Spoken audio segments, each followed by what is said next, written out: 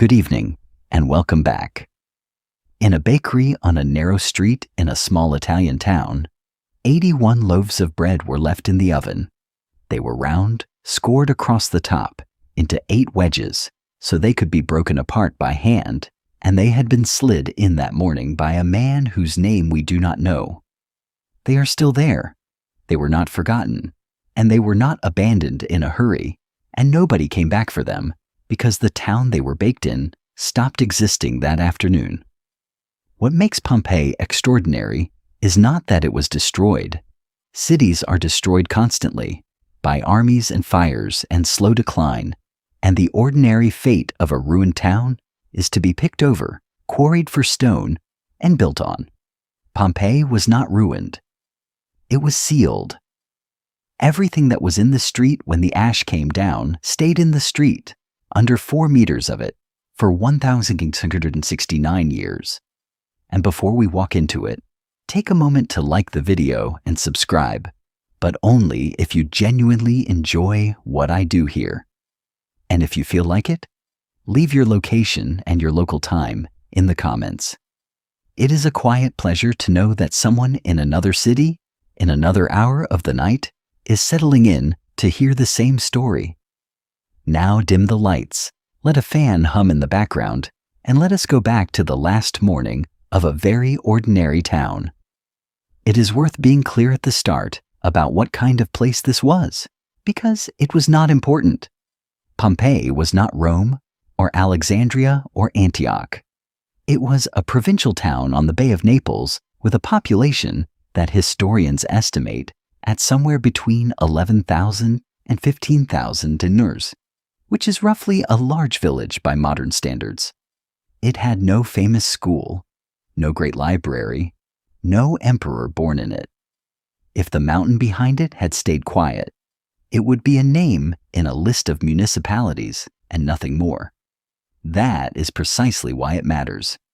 Almost everything we know about the ancient world comes from things that were deliberately preserved, which means it comes from what wealthy and literate men thought was worth keeping. We have their philosophy and their poetry and their histories of wars. What we do not usually have is a cheese shop. We do not have the graffiti scratched next to a doorway by a bored teenager, or the accounts of a laundry, or the contents of a drain. Pompeii is the accident that gave us the ordinary, and the ordinary is the part that had never been written down. Walk into the town as it was, and the first thing you notice is that the streets are hard to cross. They are paved with large polygonal blocks of black volcanic stone, worn into ruts by cartwheels, and they sit lower than the pavements on either side because the streets doubled as drainage. Water and waste ran down them. To get across without stepping in it, the town had laid stepping stones at intervals, raised blocks set into the roadway, with gaps between them precisely wide enough for a cart axle to pass, which means you can still work out today which streets took wheeled traffic and which did not by counting the stones. Along those streets, the ground floors of most buildings were shops, and they opened straight onto the pavement with wide doorways closed at night by wooden shutters slotted into grooves that are still visible. There were bakeries with lava stone mills shaped like hourglasses, turned by donkeys walking in circles, and beside them the domed brick ovens that look almost exactly like a pizza oven because they are the same object. There were bars, and there were a great many of them, perhaps 150 in a town of that size. Each had an L-shaped masonry counter facing the street with large ceramic jars set into it, holding food kept warm or cool. And people ate standing up, because most houses in Pompeii had no kitchen at all. A working family bought hot food on the way home. One of these bars was excavated recently, with the paintings on its counter still bright, and the residues in the jars showed duck, goat, pig, fish, and snails. There were laundries, which the Romans called fulleries, and they were among the least appealing workplaces in the ancient world. Wool cloth was cleaned by treading it in vats of water mixed with alkaline earth and stale urine, which was collected from public pots on street corners and which was so useful that the Emperor Vespasian eventually taxed it. The cloth was then rinsed, hung on frames, bleached over burning sulfur, brushed and pressed. The largest fullery in Pompeii sat in what had once been an elegant private house, which tells you something about how the town's economy had shifted. And there was garum. This was the fermented fish sauce that seasoned nearly everything the Romans ate, made by layering fish and salt in vats and leaving them in the sun for weeks until the whole thing broke down into a clear amber liquid. Pompeii produced some of the best of it, and the name of one manufacturer, Umbricius Scaurus, turns up on jars all over the region and in a mosaic on the floor of his own house, which is the ancient equivalent of putting your own product in your entrance hall so that guests cannot miss it. But the thing that makes the town feel genuinely alive is the writing on its walls. The Romans wrote on everything. More than 11,000 pieces of graffiti have been recorded at Pompeii, scratched into plaster with a nail or a stylus, and they are almost never grand. Someone recorded on a wall that they had done their laundry. Someone else wrote that Gaius Sabinus sends greetings to Statius. A man wrote that the person who was going to read this should stop because he had nothing interesting to say. In a bar, a customer wrote a complaint that the innkeeper was watering the wine. In a bedroom in one house, somebody wrote that whoever loves, may they flourish, and whoever does not know how, may they die. And in a house on the Via dell'Abbondanza, in careful letters, someone wrote something along the lines of, "We are two dear friends, companions forever, and if you want to know our names, they are Gaius and Aulus." Some of it is not charming at all, and it is important not to sand the place down. There is graffiti recording the sale of people. There is a great deal that is obscene, and some that is cruel, and the walls of the building, generally identified as a brothel, carry both crude drawings and the names of the women who worked there, most of them Greek or Eastern names, which is to say, the names of the enslaved. That building has small stone beds in windowless rooms, and it is one of the most visited spots in Pompeii, and it should probably be one of the quietest. There are also the schoolroom hands. Somebody, more than once, practiced the alphabet on a wall, letter after letter, in the wobbly, repeated strokes of a person learning. Somebody wrote out the first line of the Aeneid, which was already the national poem, and which children were made to copy, and got it slightly wrong. In one place, a line of Virgil has been altered so that instead of arms and the man, it reads Fuller's and an owl, a joke about the laundry trade that must have been funny to somebody in about the year 70, and which has survived the fall of an empire. Painted in red on the outside walls were election notices, hundreds of them, endorsing candidates for local office. The endorsements came from every direction. Neighbors endorsed candidates. So did the fruit sellers, the muleteers, the barbers, the fishermen, and, in a couple of surviving cases, groups who appear to have been endorsing a candidate as a joke, such as the late-night drinkers and the men who slept badly. Whether the candidates appreciated this is not recorded. Behind the shopfronts were the houses, and they were not arranged the way we arrange houses. A Roman townhouse turned its back on the street. There were few windows on the outside, and the front door opened into a corridor that led to a high hall called the atrium, which had a rectangular opening in the roof and a shallow basin in the floor beneath it to catch rainwater. All the light came down through that hole. Around the atrium were small rooms, and beyond it, usually, a colonnaded garden with a fountain and clipped hedges and sometimes fish. The effect, when you walk through one, is of stepping out of a hot, noisy street into a cool green box of quiet, and it works exactly as well now as it did then. The walls were painted, floor to ceiling, in almost every house of any standing, and not with modest decoration. Pompeian painters produced architectural fantasies that open the wall into imaginary colonnades and distant buildings. Panels of deep red and black with delicate figures floating in the middle of them. Garden scenes with identifiable species of bird. Still lifes of eggs and fish, and glass bowls of fruit, rendered with a precision that would not look out of place in a Dutch painting 16 centuries later. In one villa just outside the walls, a room is covered with a sequence of nearly life-size figures on a background of extraordinary red, showing what appears to be an initiation into a mystery cult, and no one has ever definitively explained what is happening in it. It is the most famous set of paintings to survive from the ancient world, and it is essentially unread. In the largest house in the town, which occupied an entire city block and had 2 atria and 2 gardens, the floor of one room held a mosaic of Alexander the Great in battle against the Persian king, made from over 1 million tiny stone cubes. It is the finest surviving Roman mosaic anywhere. It was on the floor of a private dining room in a provincial town where people walked on it. The water came in by aqueduct into a distribution tank at the highest point of the town, and from there through lead pipes to public fountains set at street corners roughly every 80 meters, so that no household was more than a short walk from water. Wealthy houses paid to have a private supply tapped off the system, which is how they ran fountains in their gardens. Everyone else sent a member of the household out with a jar, and the stone rims of those fountains are worn into deep grooves on the corners where thousands of people rested a heavy vessel on the same spot for 100 years.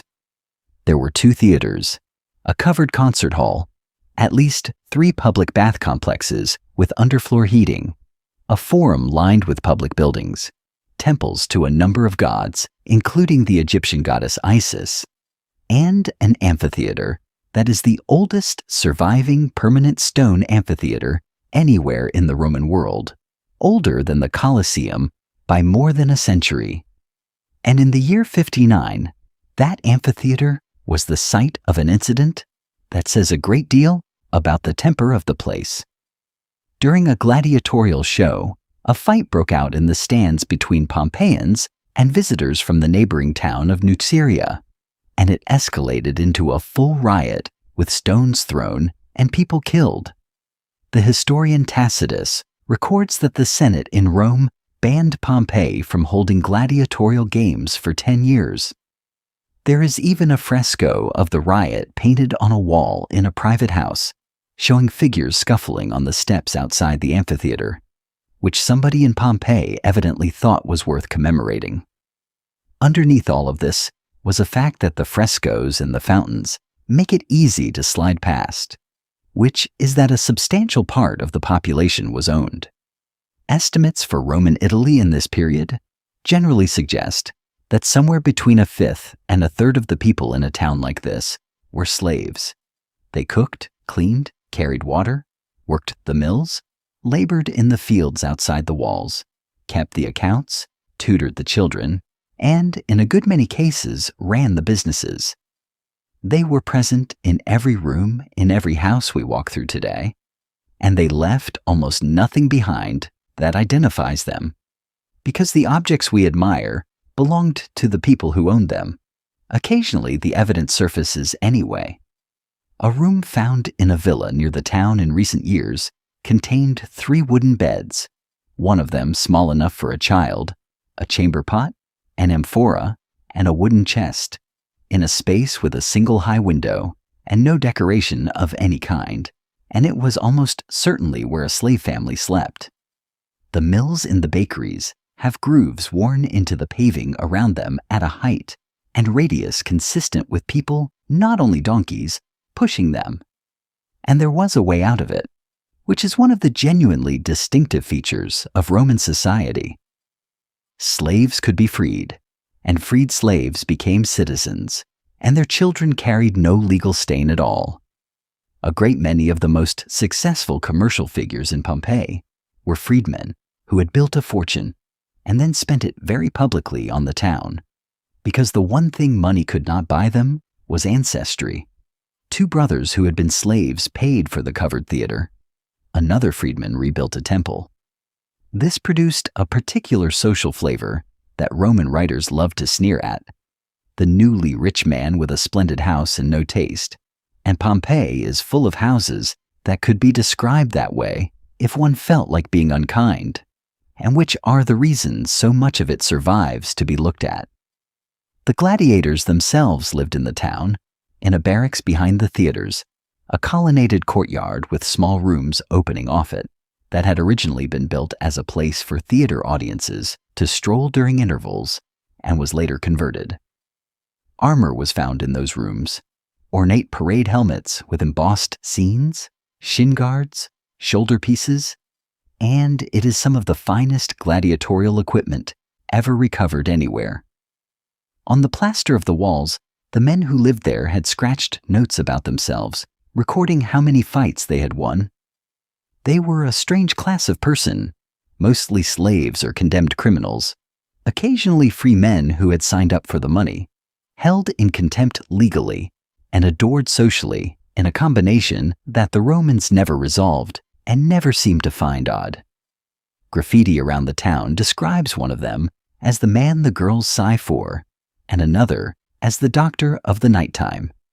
Fights were advertised in painted notices on the walls, giving the number of pairs, the date, and the promise of awnings to keep the sun off the audience, which suggests that the organizers understood their public. This, then, was the town. Loud, commercial, argumentative, well-fed, obsessed with local politics, decorated far beyond its status, and sitting at the foot of a broad green mountain that everybody in the region regarded as excellent farmland. Outside the gates, along the roads leading away from the town, stood the tombs. Roman law forbade burial inside the walls, and so the approach to any Roman town was lined on both sides with monuments to the dead, of every size and pretension, facing the road so that travelers had to read them. They were not somber. They were competitive. Some are altars, some are small temples, some are semicircular stone benches where a passerby could sit down in the shade of somebody's grandmother. The inscriptions on them are addressed directly to whoever is walking past, and they are the last thing many of these people said. One records that the town council voted the deceased a burial plot and a sum of money for the funeral. Another lists, with great care, the offices a man held and the games he paid for. A woman named Neavalaya Taisha, a freedwoman, built a substantial tomb for herself and her husband, and had a ship carved on it with its sails being furled, which is the plainest metaphor available, and which she presumably chose for exactly that reason. They stood there in the sun with the carts going past, telling anybody who could read that these people had existed and had mattered locally, and they are still standing, and we still read them, which is more than most monuments achieve. Because that is the crucial thing. Nobody in Pompeii knew they were living beside a volcano. Vesuvius had not erupted in living memory, or in anyone's grandfather's memory, or in any record that the people of Campania possessed. Modern geology has shown that it had erupted catastrophically before, most notably around 1800 years earlier in an event that buried Bronze Age villages, but that was long past the reach of anything the Romans would have called history. To them, the mountain was simply a mountain, distinctive in shape, with a wooded top and slopes covered in vineyards. Volcanic soil is famously fertile, and the wine of the region was good and widely exported. And one of the reasons Pompeii was prosperous was, in the end, the same reason it was destroyed. There are hints that a few people suspected something. The geographer Strabo, writing decades earlier, looked at the mountain and noted that its summit was mostly flat and barren and ash-colored, with rocks that looked as though they had been eaten by fire, and he wondered aloud whether the place had once burned and had run out of fuel. It was a genuinely acute observation. It also appears to have had no practical consequences whatsoever, because nobody who lived there had any reason to act on the speculation of a distant geographer, and the vineyards were doing well. They did, however, have one warning, and it was a serious one. On the 5th of February, in either the year 62 or 63, a large earthquake struck the Bay of Naples and did severe damage to Pompeii, Herculaneum, and the surrounding towns. Buildings collapsed, temples cracked, water supplies broke. A flock of sheep is said to have been killed near the mountain, probably by gas. The philosopher Seneca wrote about it and discussed at length why the earth shakes, and considered whether the people of Campania should move away, and concluded that they should not, since there is nowhere on earth that is entirely safe, and a person must be prepared to die anywhere. Pompeii did not move away. Pompeii rebuilt, and it was still rebuilding 17 years later. Excavations have found scaffolding, stacks of unused building materials, half-repaired temples, and houses in which one wing had been redecorated in the newest style, while another was still propped up. A banker named Lucius Caecilius Jucundus put up a relief in his house showing buildings tilting and a mule cart being tipped over, apparently commemorating the earthquake in the way that people commemorate a disaster they survived.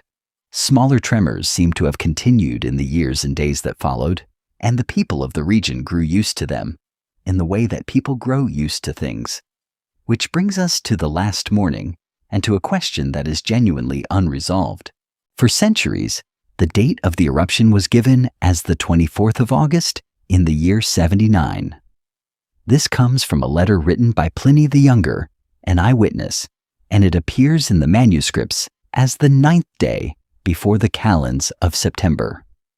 It is one of the most precisely dated events in ancient history, and it may well be wrong.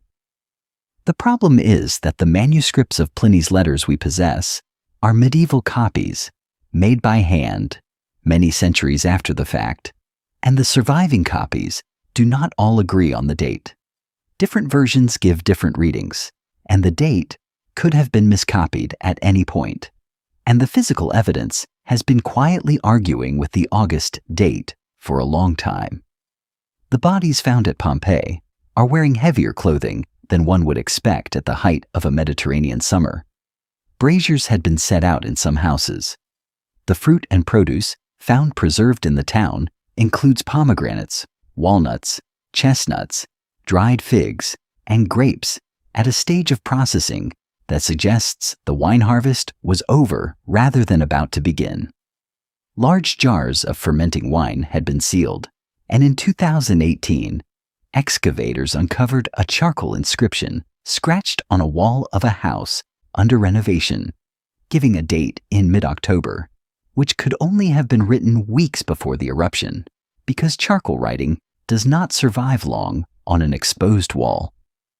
The current view among many specialists is therefore that the eruption happened in the autumn, most likely in late October. It is a small correction, and it changes nothing about what happened. But it is a useful reminder that even the best documented day in the ancient world rests on a chain of hand-copied manuscripts, and that a tired monk in the 9th century, with a smudged exemplar in front of him, can move a catastrophe by 2 months. Whatever the date, the morning began normally. The bread went into the oven. The bars set out their food. In one house, a dog was chained in the entrance hall, as dogs in Pompeii were, sometimes above a mosaic warning visitors to beware of it. In another, a large dinner was being prepared. Somewhere in the town, a household was in the middle of moving furniture. In a villa outside the walls, a wine press was in use. It was a working day, and there had probably been some tremors in the preceding days, and nobody had thought much of them. And then, around the middle of the day, the mountain opened. The best account of what happened next was written about 25 years later by a young man who watched it from across the bay. Pliny the Younger was 17 at the time, staying at Misenum with his mother and his uncle, the elder Pliny, who commanded the Roman fleet stationed there. Decades afterward, the historian Tacitus wrote and asked him what he had seen, and Pliny replied in 2 letters that are the only detailed eyewitness account of a major eruption to survive from antiquity. They are so precise that volcanologists named an entire category of eruption after him. A Plinian eruption is the technical term to this day. He describes his uncle sunbathing, then lying down with a book, and being told by a servant that a cloud of unusual size and appearance had appeared. The elder Pliny went out to look at it, and the description he gave, as his nephew recorded it, is the reason the letter is famous. The cloud, he said, was best compared to an umbrella pine because it rose to a great height on a kind of trunk and then spread out at the top into branches. It was sometimes white, sometimes dirty and blotched, depending on how much earth and ash it was carrying. That is exactly right. A column of gas and pulverized rock was being blasted upward at enormous speed, and when it reached the level in the atmosphere where it was no longer buoyant, it flattened and spread. At its peak, the column reached something in the region of 30 kilometers in height. The mountain was ejecting material at a rate that modern estimates put in the region of 100,000 tons per second, and it would continue, in phases, for the better part of a day and a night. Then the column began to fall. What came down over Pompeii was pumice. Pumice is volcanic rock full of gas bubbles, which makes it light, and the stones that rained on the town were mostly the size of a walnut or smaller, individually harmless. Falling continuously for hours, they were not. It began as a strange rattling on the roofs. Within an hour, there was a layer on the streets. Within a few hours, it was ankle-deep, then knee-deep, and rising at something like 15 centimeters an hour. It piled against doors so that they could not be opened inward. It filled gardens and courtyards. It choked the fountains. Because the wind was carrying the column southeast, Pompeii lay directly in the fall zone, while Herculaneum, on the other side of the mountain, received almost nothing at this stage and stood there in the dark watching. It is worth understanding what was actually happening inside the mountain because it explains the shape of the day. Beneath Vesuvius sat a body of magma that had been quietly cooling and separating for centuries, and the portion nearest the top had become rich in dissolved gas and light in color and extremely sticky. When the plug of rock above it finally failed, the pressure dropped, and the dissolved gas came out of solution all at once. The way it does when a bottle that has been shaken is opened, except that the liquid in question was molten rock, and the bottle was a mountain. The magma was blown apart into froth, which is what pumice is, and driven upward in a jet. That first, lighter, paler material is what fell on Pompeii through the afternoon. Later in the sequence, the eruption began drawing on deeper, darker, denser magma, and the falling stones changed color and grew heavier, which excavators can read directly in the layers because the deposit over the town is stratified like the pages of a book. Volcanologists can stand in a trench at Pompeii and tell you the order of events and roughly how long each phase lasted, and the entire sequence, from the first rattle on the roof tiles to the last surge, ran to something in the region of 18 or 19 hours.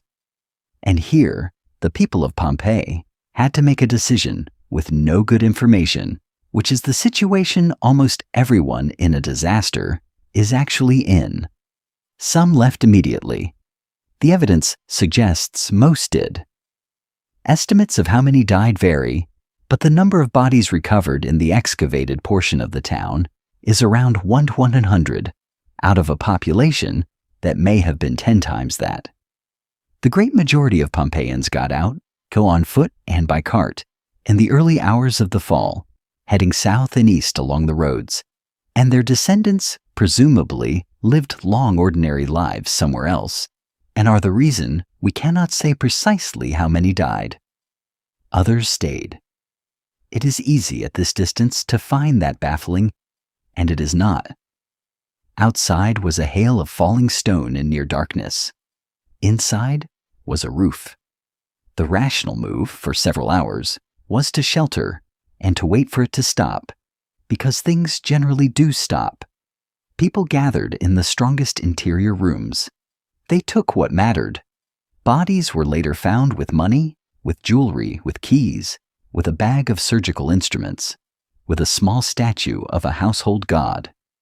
A man was found with a leather purse. Someone had taken the time to gather up the lamps. The problem was the roofs. Pumice is light, but it accumulates and it becomes very heavy when it is meters deep and when it gets wet. Through the afternoon and into the evening, roofs across Pompeii began to fail, one after another, and the people sheltering underneath them were killed by collapsing ceilings. This was the first main cause of death in the town, and it happened in the dark, in a continuous roar, over several hours. Across the bay at Misenum, the elder Pliny had made a decision of his own. He had initially ordered a light vessel prepared so that he could go and observe the phenomenon closely, which is exactly what a man who had written a 37-volume encyclopedia of the natural world would do. Then a message arrived from a woman named Rectina, whose villa was at the foot of the mountain, and who was trapped and terrified and asking for rescue. And at that point, as his nephew puts it, he changed his plan. What he had begun in the spirit of inquiry, he finished as a hero. He ordered the warships launched and sailed straight toward the thing that everyone else was sailing away from. He could not reach the shore near the mountain. Ash and pumice were falling on the ships, hot, and the sea had become shallow and clogged with debris. His helmsman advised turning back. Pliny told him that fortune favors the brave and to steer for Stabiae, further along the coast, where his friend Pomponianus was waiting with his baggage loaded on a boat, unable to sail against the wind. What follows is the most human passage in the letters. The elder Pliny arrived, embraced his frightened friend, and then, in order to calm him, asked to be taken to the baths. He bathed, he ate dinner. He was, his nephew says, either genuinely cheerful or doing an extremely good impression of it, which amounts to the same thing. Then he went to bed and slept noisily, because he was a heavy man, and he snored, and the servants in the corridor could hear him.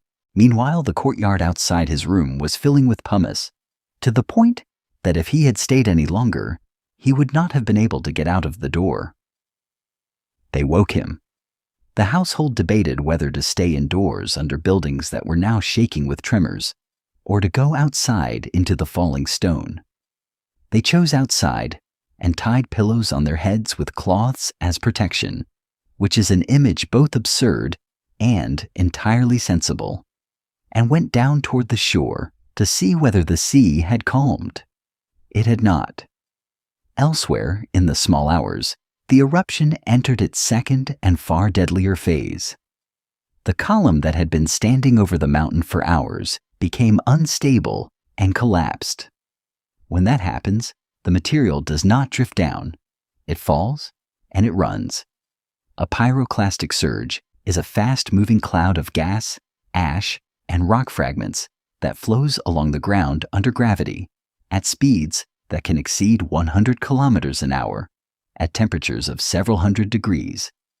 There is no outrunning it, no sheltering from it, and no version of it that is survivable if you are in its path. The first surges went north and west, and they reached Herculaneum. Herculaneum was a smaller, wealthier seaside town, and it had been spared the pumice entirely. Its people had spent the day watching a column of ash rise from a mountain that had never done anything before, and many of them had left. Others went down to the shore, to the vaulted stone chambers under the terrace where boats were kept, and waited there for evacuation by sea. For centuries, it was believed that Herculaneum had been evacuated successfully, because almost no bodies were found in the town. Then, in the 1980s, excavators opened the boat sheds. There were more than 300 people in them, packed into the arches, families together, women holding children, a man with a sword, a soldier with his tools.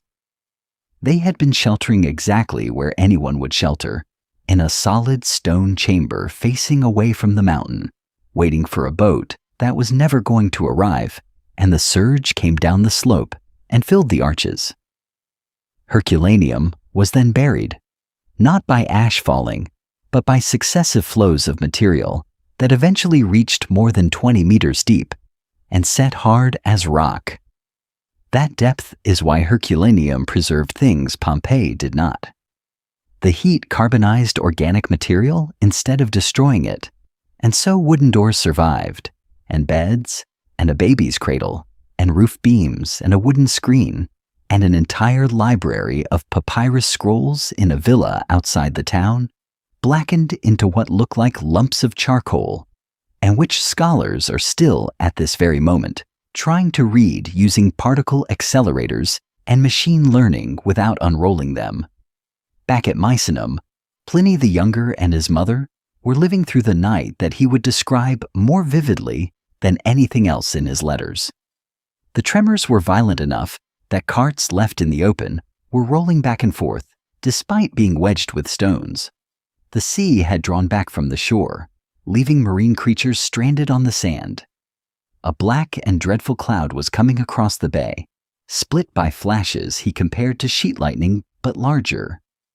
They joined a crowd fleeing the town, and he notes that the crowd pressed them from behind, and that a panicked mass of people following advice they have not thought about is more dangerous than being alone. Then the darkness came. Not the darkness of a moonless night, he wrote, but the darkness of a sealed room with the lamp put out. He could hear women shrieking, children crying, men shouting, some calling for their parents or their children, and recognizing each other only by voice. Some prayed for death. Some claimed there were no gods any longer, and that this was the last darkness of the world. His mother, who was elderly and heavy, begged him to leave her and save himself. He took her hand and made her walk faster, and he says he was ashamed to admit that during all of it, he took a certain comfort in believing that he was dying along with everyone else, and that everyone else was dying with him. Then the ash began to fall on them, and they had to stand up repeatedly and shake it off or be buried where they sat. His uncle at Stabii did not survive the night. On the shore, the party had spread a sail on the ground, and he lay down on it and asked for cold water twice, and drank it. Then flames and a strong smell of sulfur drove the others to their feet. He stood up, leaning on two servants, and immediately collapsed. His nephew's explanation is that the thick fumes blocked his breathing, and notes that his uncle had a weak windpipe and was often short of breath. His body was found 3 days later, undamaged, in the clothes he had been wearing, looking, the letter says, more like a man asleep than a dead one. At Pompeii, the end came in the early morning. The surges had been arriving progressively, and the earlier ones had been stopped or weakened by the town wall on the northern side. Then one came that was not stopped. It went over the wall and through the town at speed, at a temperature that has been estimated at somewhere between 250 and 300 degrees, and it killed everyone still alive in a matter of moments. Whether death came from heat or from suffocation has been argued over for decades, and the honest answer is that it varied with distance and shelter, and that in most cases it was extremely fast. The bodies were then buried under fine ash, which settled around them and hardened. Over the following years and centuries, the soft tissue decayed and vanished, leaving the skeleton lying inside a cavity in the rock, a cavity shaped exactly like the person who had been there. Nobody knew that for a very long time, because nobody was looking. The region recovered in the way regions do. The Emperor Titus, who had been in power for barely 2 months when the mountain erupted, appointed commissioners to manage the relief effort, and the property of those who had died leaving no heirs was directed toward rebuilding the surviving towns of the bay. He is said to have visited the area twice, It was, by the standards of ancient government, a competent response to a catastrophe, and it was followed within a year by a fire in Rome and an epidemic, which meant that his short reign was very largely a matter of disaster management. The survivors, and there were many thousands of them, went somewhere. Historians have traced the family names of Pompeii and Herculaneum appearing afterward in the records of nearby towns, at Cumae and Naples and Puteoli, in numbers that suggest whole displaced communities settled together and stayed. Some of them prospered. A few appear in inscriptions holding local office in their new homes. They had walked out of a town in the dark, carrying what they could, and they had rebuilt lives 30 kilometers away, and their descendants would have grown up hearing about it, and then, eventually, not hearing about it, in the way that families stop telling a story after 3 or 4 generations. Some also came back and dug down through the ash to retrieve what they had left, tunneling sideways into buildings they remembered from the inside, feeling for the wall of a room they had once slept in.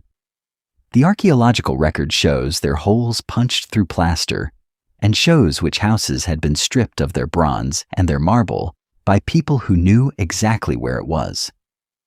Then, gradually, the location itself was lost. The coastline had moved.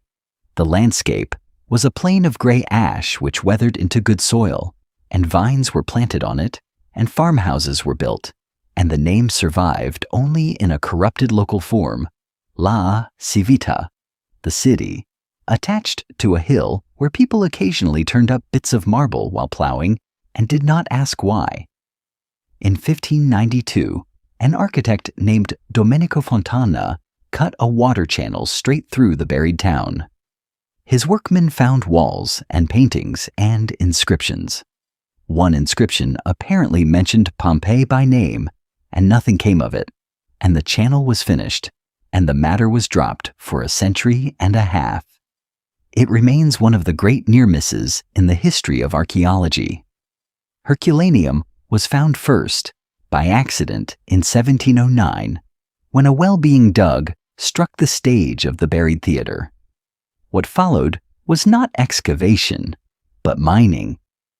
Tunnels were driven through the rock, statues and marble were hauled out for private collections, and the tunnels were then backfilled.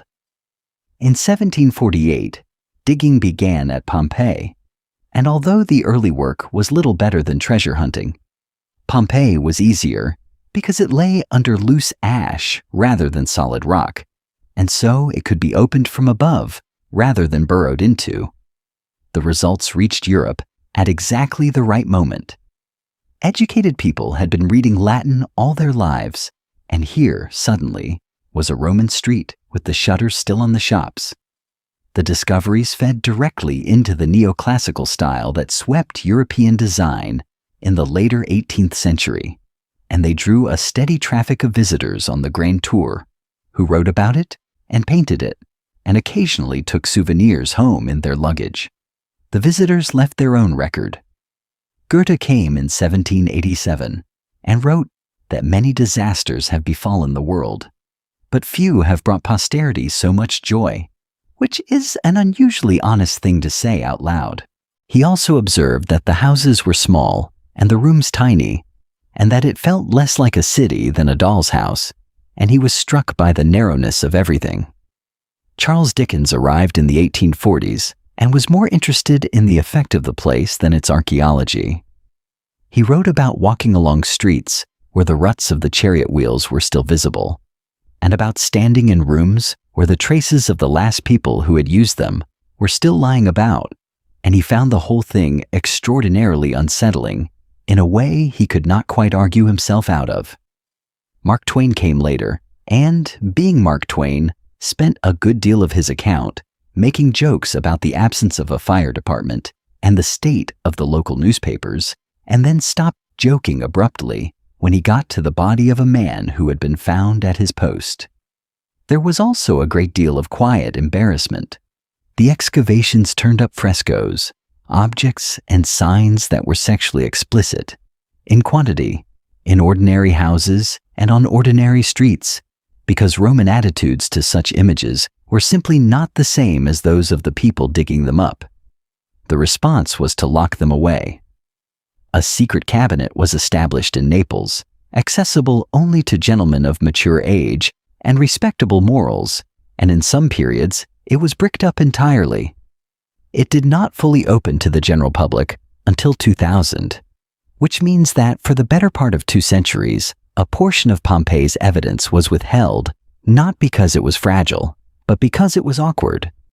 But the thing that turned Pompeii from a ruin into the place it is in, the imagination, was the work of one man in the 1860s. Giuseppe Fiorelli took charge of the excavations in 1863, and he did 2 things. First, he insisted on order. He divided the town into regions and blocks and numbered every doorway, a system still in use, and he stopped the practice of digging where treasure was likely and began clearing systematically from the top down so that upper floors and collapsed roofs were recorded instead of smashed through. He kept finds where they were found. He turned a quarry into a discipline. Second, he worked out what the cavities were. Diggers had been encountering hollow spaces in the hardened ash for over a century, sometimes with bones inside, and had generally broken through them and moved on. Fiorelli understood that the void was the shape of a body, and that if he poured liquid plaster into it through a small hole and let it set, and then carefully chipped away the surrounding ash, he would recover a cast of the person as they had been at the moment the ash closed around them, with the bones still inside the plaster. What came out of the ground changed everything. A man lying on his side with his arm under his head. A woman face down with her dress pulled up over her head, the fabric's weave visible in the plaster. A group of 13 people in a garden. A family in a cellar. A dog still chained, twisted onto its back with its collar plain to see.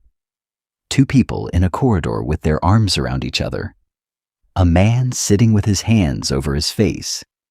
These are not sculptures, and they are not reconstructions. They are the exact contours of individual human beings who died on one specific day, recorded by accident. And they are the reason that a visitor who has walked through 100 classical museums without feeling anything much will stop in front of a display case at Pompeii and go quiet. Fiorelli also opened the site properly to the public, introduced tickets, and used the revenue on the excavation, which is why Pompeii has functioned for a century and a half as something between a research site and a very large open-air museum with all the tensions that implies. Nothing at Pompeii is stable. The moment a wall painted in the 1st century is uncovered, it begins to fade, and the plaster begins to fail, and rain gets into masonry that was designed to be under a roof. A great deal was lost in the 20th century simply by being exposed, and a great deal more was lost in a single night in 1943, when the site was bombed repeatedly during the Allied advance up Italy, and something in the region of 160 bombs fell on it, destroying buildings that had survived the eruption intact.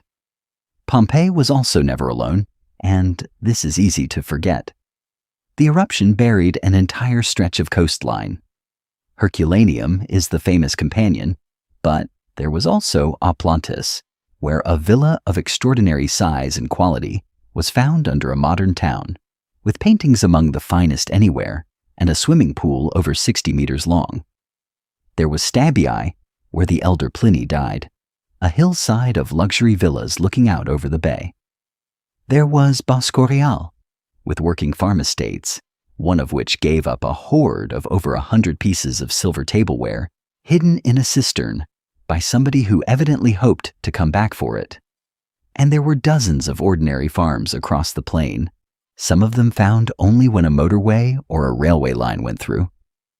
At one of these, a place called Civita Giuliana, just north of the town walls, excavation in recent years produced 2 remarkable things. The first was a ceremonial 4-wheeled carriage, almost intact, with its iron fittings, its bronze decoration, and even traces of its wooden frame and rope recovered by pouring plaster into the voids left in the ash, using the same technique Fiorelli invented for bodies. It is the only vehicle of its kind ever found. The second was the small bare room with 3 beds that was almost certainly where enslaved workers slept in the same building. The carriage and that room were meters apart, which is as compact a summary of Roman society as archaeology has ever produced. The excavations at Civita Juliana began, incidentally, because the site was being looted. Tunnels had been driven under the fields by thieves working at night for the antiquities market, and some of what they took is gone permanently. That has been a constant in this story since 1748, and it has not stopped. Neither has the harder problem, which is simply that Pompeii is falling down. A site of this size, with 3 kilometers of walls and tens of thousands of square meters of exposed plaster and masonry, needs continuous maintenance, and for long stretches of the 20th century, it did not get it. In 2010, the building known as the House of the Gladiators collapsed entirely after heavy rain, which caused a national scandal in Italy and questions in the European Parliament. What followed was a large EU-funded program of consolidation, drainage, and monitoring that has genuinely turned the situation around, and the site today is in far better condition than it was 15 years ago. But the underlying tension does not go away. Every year, roughly 4 million people walk through a town built of sun-dried brick and painted plaster that was designed to be lived in for a couple of generations and has now been standing open to the weather for longer than it was ever inhabited. Some of the most informative material from these towns came out of a drain. Beneath Herculaneum runs a sewer, and in one stretch of it, excavators removed something in the region of 700 sacks of compacted waste, which is not glamorous work, and which turned out to be one of the richest sources on the ancient diet ever examined. It contained the remains of what people had eaten and thrown away in extraordinary variety: sea urchins, more than 70 kinds of fish, chicken, olives, figs, walnuts, lentils, eggs, and spices, including black pepper, which had come from India. This was not from a wealthy villa.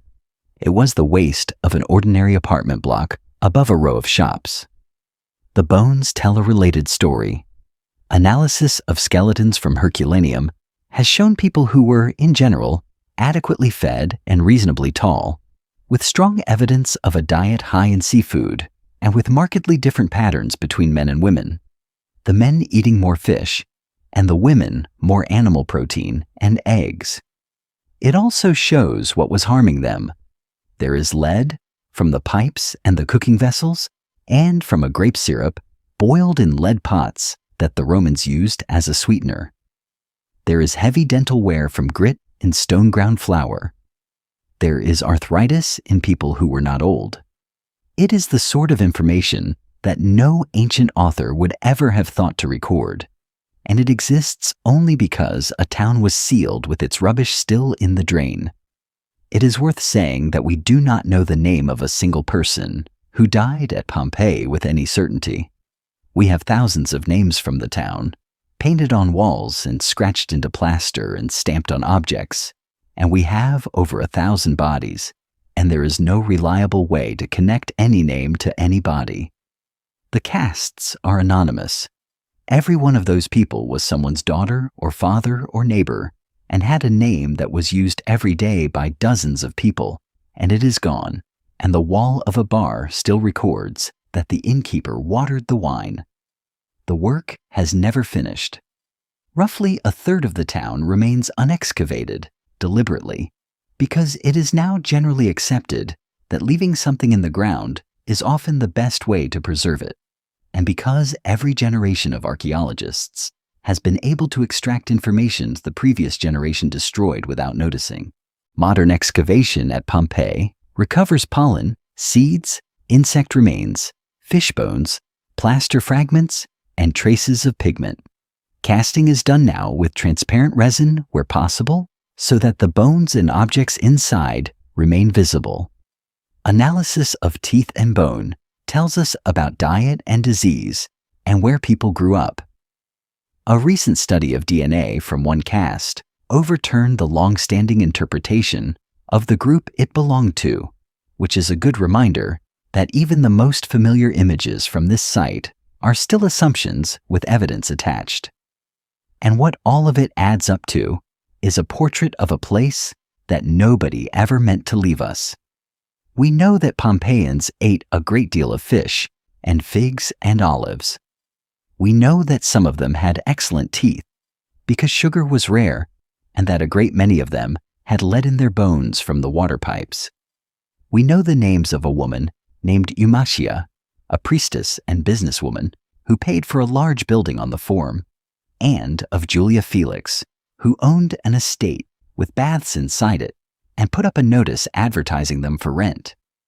We know that a household somewhere kept a jar of preserved fruit.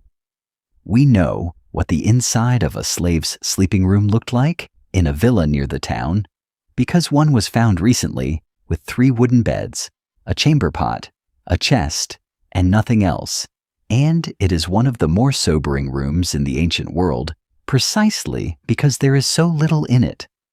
We know that on the wall of a house, someone wrote that nothing can last forever. When the sun has shone brightly, it returns to the ocean. The moon wanes, having recently been full. So too, the writer said, the harshness of love often becomes a light breeze. It is a piece of borrowed poetry, scratched onto plaster by a person we will never identify, in a town that was about to demonstrate the first half of the sentiment with a thoroughness nobody had asked for. Vesuvius is still there. It has erupted many times since, most recently in 1944, when it destroyed a number of aircraft belonging to an American bomber group, and was photographed by soldiers who had come to Italy for entirely different reasons. Around 3 million people now live in the area that would be affected by an eruption on the scale of 79.